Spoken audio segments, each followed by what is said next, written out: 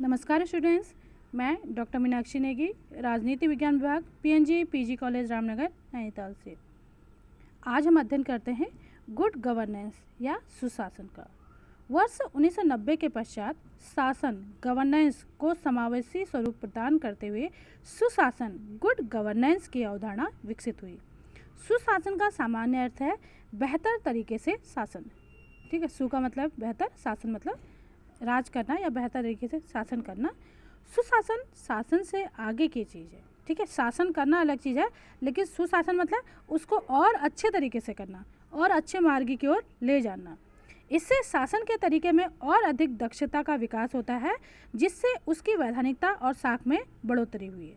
जो प्रजातंत्रीय समाज हैं, जहाँ पे लोकतंत्र की बात करती है, वहाँ पे सुशासन का होना बहुत ज़रूरी है, क्योंकि जो लोकतंत्र है उसमें शासन किसके लिए कार्य करती है? जनता के लिए कार्य करती है। लोकतंत्र मतलब जनता का, जनता द्वारा जनता के लिए शासन। अर्थात जो भी सरकार कार्य कर रही है उसका लक्ष्य क्या होना चाहिए? जनहित होना चाहिए।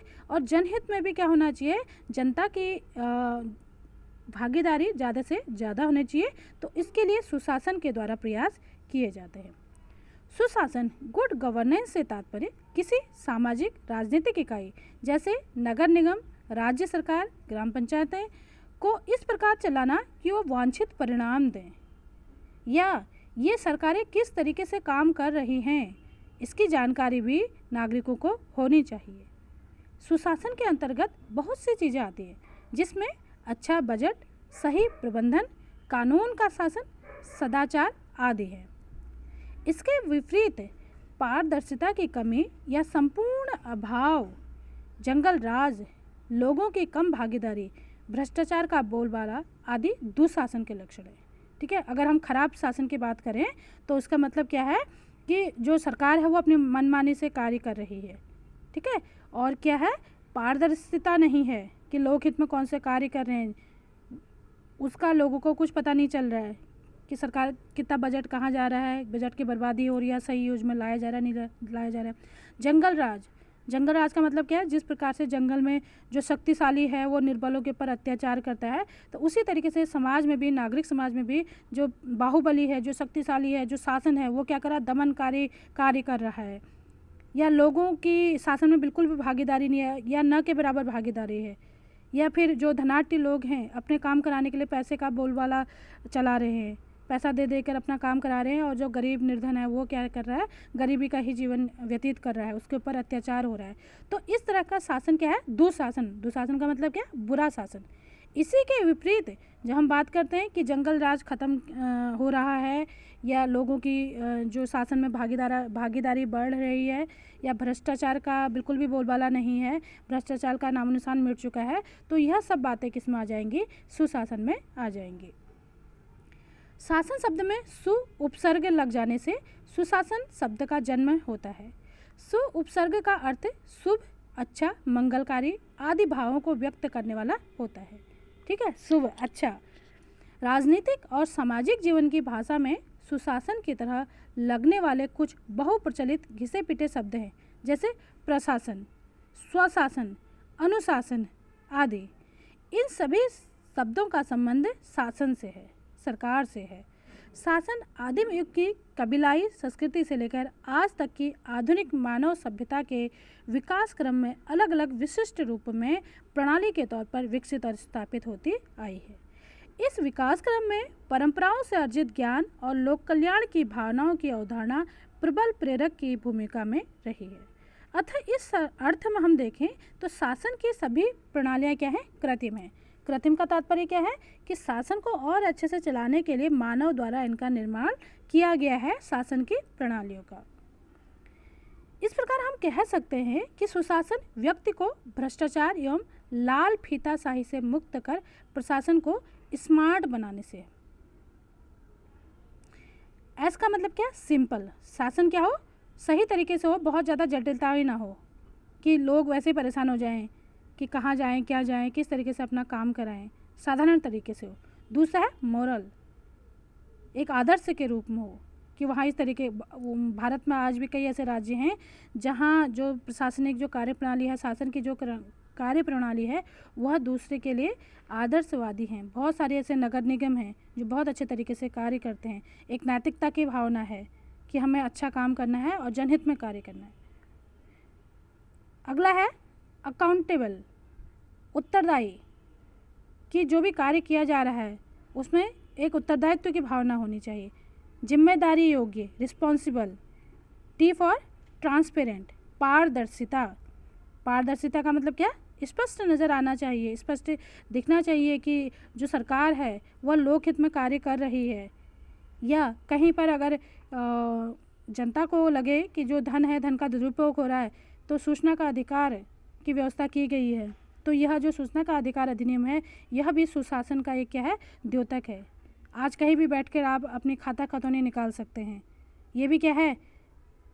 इलेक्ट्रॉनिक माध्यम से भी क्या है, आप अपनी बहुत सारी सूचनाएं आराम से पता कर सकते हैं। बहुत सारी सर्टिफिकेट्स आप आराम से बना सकते हैं। तो ये सब सुशासन का ही क्या है? द्योतक है। संयुक्त राष्ट्र संघ के अनुसार सुशासन के निम्नलिखित 8 विशेषताएं होती हैं। पहला तो क्या है? विधि का शासन, रूल ऑफ लॉ, कानून का शासन। मतलब कानून की नज़रों में चाहे कोई बड़ा है चाहे कोई छोटा है, सभी क्या है? एक समान है। कोई पूंजीपति है कोई गरीब है, अगर किसी ने अपराध करका, चाहे वो पूंजीपति है कितना ही अमीर को ना हो, वो क्या है? अपने आप में उसको उस अपराध के एवज में उसको दंड जरूर मिलेगा। ये नहीं कि वो बहुत अमीर है तो उसको कोई दंड नहीं मिलेगा और जो गरीब है उसको दंड दिया जाएगा, ऐसा नहीं है। दूसरा, समानता एवं समावेशन, इक्वलिटी। तो सभी नागरिक क्या है? समान है, सभी के लिए समान कार्य किया जाएगा और जो कमज़ोर वर्ग है उनको ऊपर उठाने के लिए भी कार्य किया जाएगा। तीसरा है भागीदारी, शासन में लोगों की, नागरिकों की भागीदारी। पंचायती राज संस्थाओं की व्यवस्था की गई है ताकि लोग क्या करें? ज़्यादा से ज़्यादा शासन में भागीदारी निभा सके। और दूसरा ये कि कोई एक सामान्य नागरिक है वो प्रधानमंत्री या राष्ट्रपति से रोज़ मिल नहीं सकता, या छोटे छोटे कामों के लिए हम उत्तराखंड में रहते हैं, देहरादून जाके फटाफट कार्य नहीं करा सकता। तो उसके लिए पंचायती राज संस्थाओं की लोकतांत्रिक विकेंद्रीकरण की बात की गई ताकि प्रत्येक नागरिक क्या कर सके? अपनी समस्याओं को आसानी से अपने स्थानीय जो प्रतिनिधि है उनसे बात कर सके, उनको बता सके, और जो स्थानीय प्रतिनिधि है वो उनकी प्रॉब्लम सॉल्व कर सके। क्योंकि स्थानीय प्रतिनिधि छोटे से छोटे व्यक्ति को, सभी को, गांव के या अपने एरिया के सभी लोगों को जानता है, वह आराम से उसको क्या कर सकता है? उसकी समस्या का समाधान कर सकता है। और कई बार आप देखते हैं कि भ्रष्टाचार के में लिप्त होने के कारण, फर्जी कागज़ वगैरह बनाने के कारण कई लोग धनाढ्य होने के बावजूद भी गरीबों के लिए चलाई जा रही योजनाओं का लाभ उठाते हैं। तो ऐसे लोगों के बारे में भी जो स्थानीय प्रतिनिधि है वो आराम से क्या कर सकता है? जान सकता है और उनको इस तरह के गलत फ़ायदा उठाने से रोक सकता है।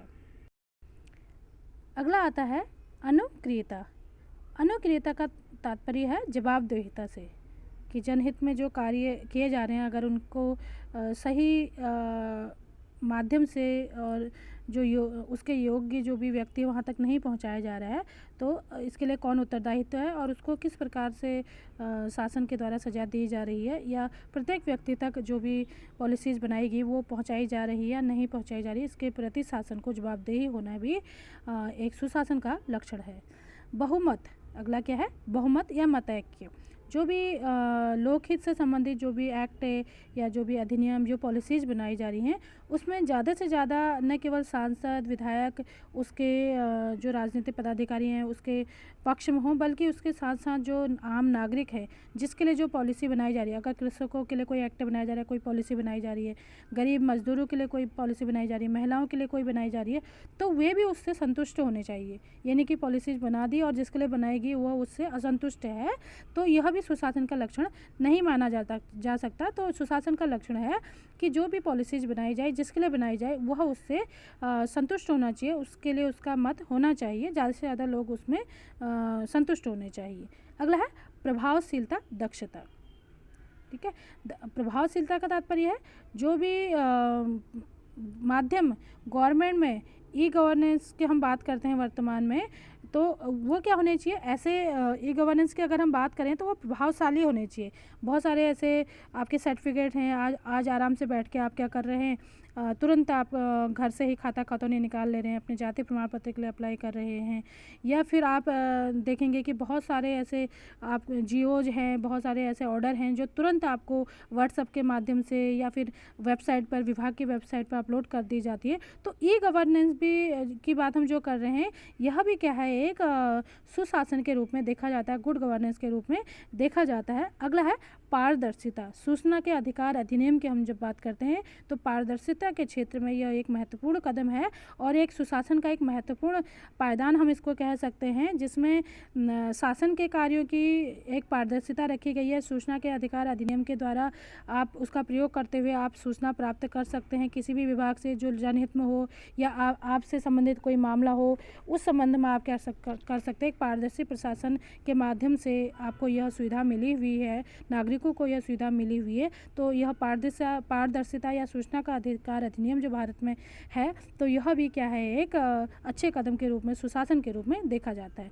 उसके बाद है एक उत्तरदायी शासन लोकहित के लिए, क्योंकि जो जनतंत्र की हमने बात की, जनतंत्र, लोकतंत्र, जनता का, जनता द्वारा, जनता के लिए शासन है, तो इसमें एक उत्तरदायी शासन की बात की गई है और शासन का उत्तरदायित्व है कि वह लोकहित में, जनता के हित में कार्य करे।